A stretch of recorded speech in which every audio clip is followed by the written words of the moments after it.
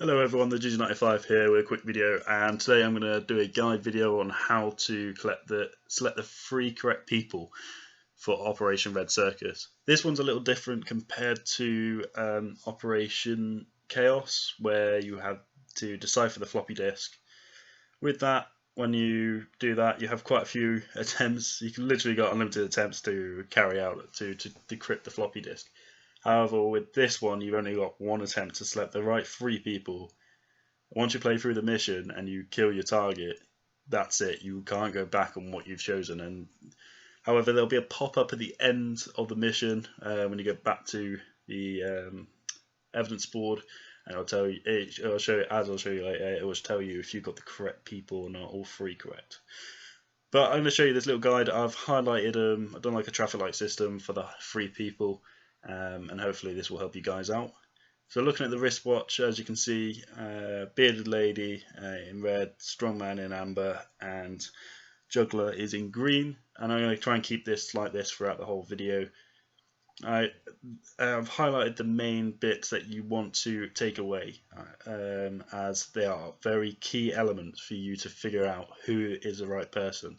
And if you follow this guide, you will be able to get the right people that you have.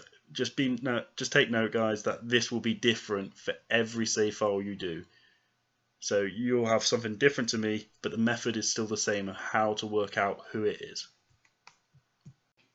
So for this first one, the things that you need to highlight are the code name for the person, just so that you can keep it running throughout. The location, so where they've been to, and the date. These are the 3 things you need to highlight for each section. So the code names, locations, and dates, as I've done here. So we'll go on to the next one. This one's very useful, and I think it might get overlooked by some people. But for example, bearded lady, you might think, female. Strongman, you might think male. If you have a look at bearded lady, in the chat it'll say he. So this is obviously a male target under a code name. Strongman has got he as well, so that's going to be another male target, and juggler has got her. So we know that we've got 2 male contacts that we need to get, and 1 female contact as well. Then going on to the ledger, this is the same as the watch. It's a lot less information on this as typed it up, but all you need to do is same again, and look at the code name, look for the location, and look at the date. This is the key information that you want to write down, maybe take a photo of before you go and pick in your subjects. And then just take your time making sure you read each one where they've been. So once you've got your information, guys, and hopefully you've made a few notes, maybe taken a picture of what information you have, what you need to do is review your suspects, and just looking on the left, you can have a look at the different locations that they've been to. Of course, you can see the gender and all that, but one of the main giveaways is going to be location. If they do match up, then you can also use the date as well, and the gender. This will help you identify who the correct 3 people are that you need to mark. Just to remind you, these will be different for every save file you do. So you will most likely have a completely different set of people compared to what I've had in my playthrough and the video I'm releasing. So this was the bearded lady for me. It'll be very different for you again.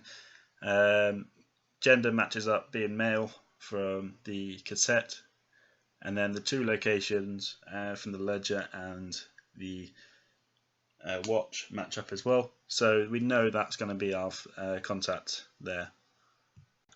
So moving on, this for me was strongman.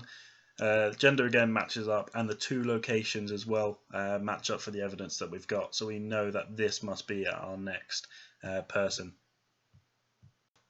And finally, the juggler, yet again, same process, female and the 2 locations. Once you guys have picked your suspects, just make sure you take your time with that though, and double check it, make sure all your information is correct. Once you got that, you will, when you start mission and you kill this guy, you will not be able to reselect who you've got. So once you've done it, that's it. You have to wait to do another playthrough if you want to do it correctly. Once it's done, you'll see a little pop-up as it's shown here on the screen now come across, and this is at the end of the mission when you load back into the evidence room. I hope you guys have found this video useful, guys, and I hope it helps you out. It is a lot different. It's a bit different to the other one, but it's still just taking your time and figuring it out.